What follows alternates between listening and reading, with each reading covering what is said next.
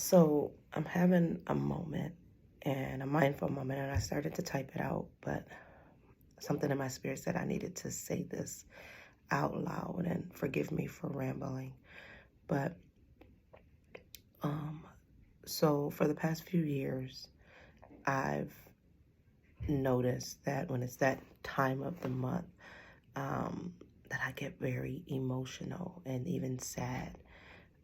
And that has not been me. I'm a woman who has been experiencing time of the month for very many years now, and it's never been a thing to where I've been able to identify an emotional feeling that comes during that time. But it's been within the past few years, more specifically, that I can remember during the quarantine of the pandemic, where I identified at that time I can recognize that my emotions of sadness and self-worth starts to feel attacked. Um, and so I specifically remember during that time that I would I was looking for intentional prayers to pray during that time to combat those feelings. Like I was like, all right, this is something. So there has to be a prayer out there. There has to be something that there has to be a prayer. There has to be a way to reach God during this time to combat these feelings, because I just don't think that they're natural or real or things of that nature. Um, and so I've never found anything. So I just began to deal with it, cope with it, call it what it was when the time came. Like, oh, I know I'm feeling sad because it's about to be that time of month, and never really stamping like, you know, the realness, if there were at the time I felt the realness of any emotion. Like, is there a reason why I'm feeling sad? Are there things or something that I need to be recognizing during this time of feeling sad? Because emotions are real. Um, Even if someone doesn't think, and I just feel this, even if there's someone that doesn't think there's a reason for your emotions or reason for your feeling, they're real to you, because perception is reality. And I can be the first to admit, sometimes when somebody's crying, particularly my daughter, sometimes I'm like, that's not even real. Like, what are you crying about that for? Because I'm not someone who typically has those types of feelings. Um, that empathy thing I'm still working on, but self-empathy is definitely not something that I've been um, like, waddling in. So I never really, and again, I feel like I'm rambling. I never really stamped like, what are these feelings? Like, okay, it's that time of the month, so I get it. I know I'm being all cryy and things of that nature. But it wasn't until yesterday. And so um, just going through a season right now where the weight is heavy, with a couple of things that I'm dealing with, and the weight is heavy, and the clouds are dark, and the air is thick. Um, but yesterday I found myself in those feelings of sadness and crying, and I just had been ministering to my spirit all day, and my church had come out with um, a new song all of a sudden, and it talks about a prayer. It developed from a prayer. I breathe you in, Holy Spirit, and your strength comes suddenly, and your peace covers me completely. And I had been playing that song all day yesterday, just all day, just ministering to my spirit. And when I came home, I started playing, Make a Way and Trusting God and all of those songs. And the tears just kept flowing and flowing and flowing, to when I found myself down on my face, just singing and letting the Holy Spirit utter words for me that I did not have, but I knew that God knew. And then I started to feel myself saying, oh, you know what? That time of the month is coming. So therefore, that's why you're feeling like this. That's why you're so emotional. Um, But then I started to take a moment and stay in those feelings for a moment and just let the Lord speak.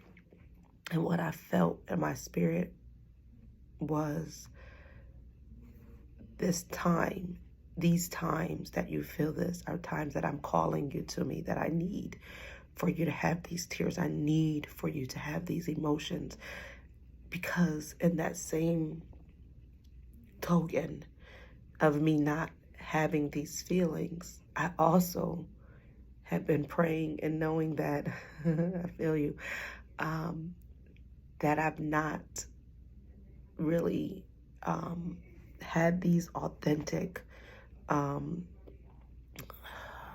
just transparent moments with God. And I remember a sermon that I listened to from Pastor Darius Daniels that spoke about, if you keep pretending like you got it all taken care of, then God's like, what you need me for? Like, you got it. Like, if you can be your true, authentic, transparent self with God, because he already knows. So just give it to him. And I've been really struggling with that because I'm not in those feelings. And so I felt so real in my spirit yesterday that the Lord said, see, I didn't take this away from you because I needed to give you these times whereby you could be in these feelings. And it was not something that I can control, because I am one who will be in control and just make it work and hold back my feelings and just be in control. And I never looked at that as like a control freak, but I would be one in that. And so the Lord gave me these times where I could not control these feelings, where I can't control these emotions. They just come. And he put them there for that reason, for me to have these moments of release and moments of being transparent and crying, giving him an ugly cry, where he could say, yes, daughter, now I can build you. Now I can be there, because now you're being real. You're letting it out to me. You are being transparent. And so I started to think about, all of a sudden, again, lyrics. And she says in that song, fill me, Holy Spirit. And when she says all of a sudden, and my strength comes all of a sudden, and the actual lyric that I started to just really reflect on, when you come all of a sudden, I'm strong again. And when Pastor Furtick first introduced this song and had been preaching this sermon about that all of a sudden, initially it was conceptualized for me that it was this big event that happened all of a sudden, that you're aiming for this, like, okay, it's steadily, and then all of a sudden, boom, there's this big thing.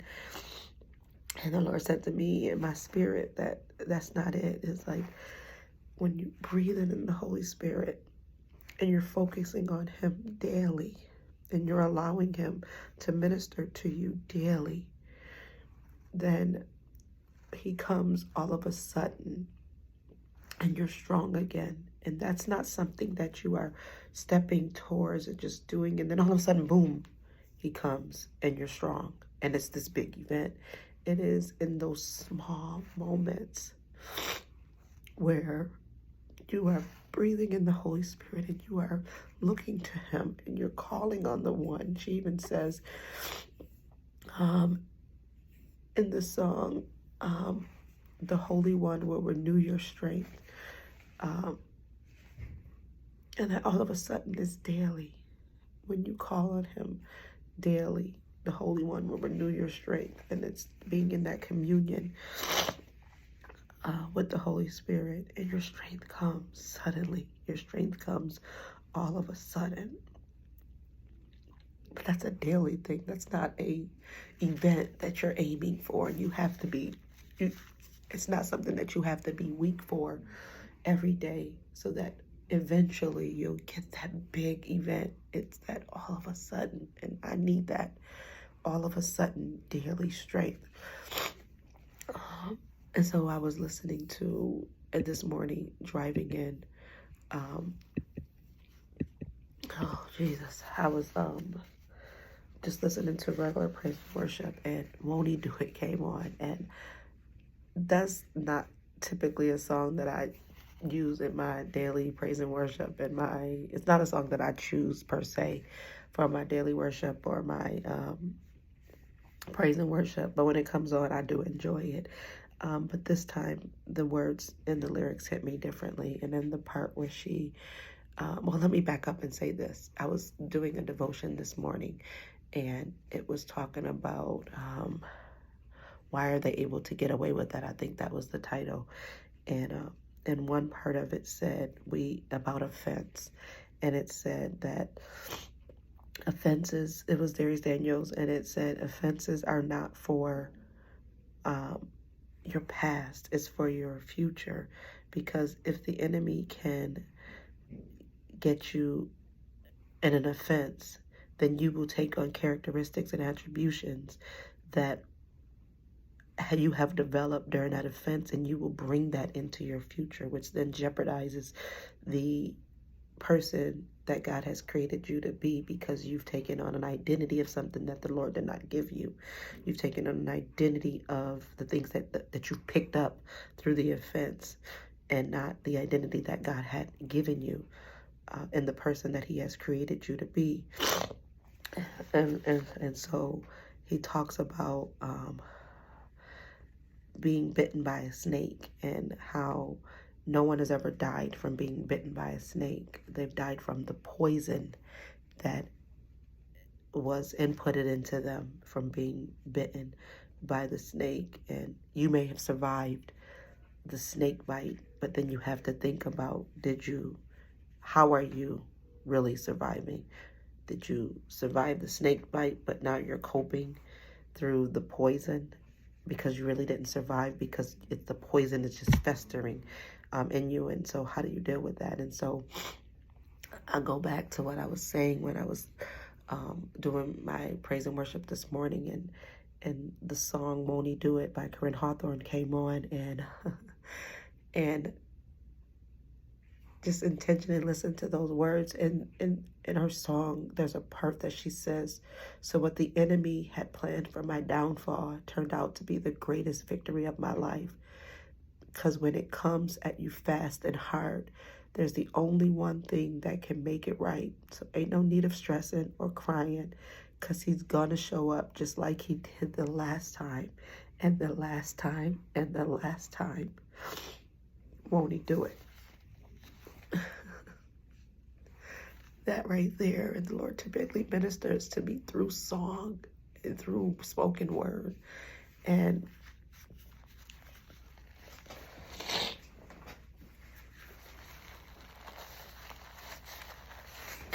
all of a sudden,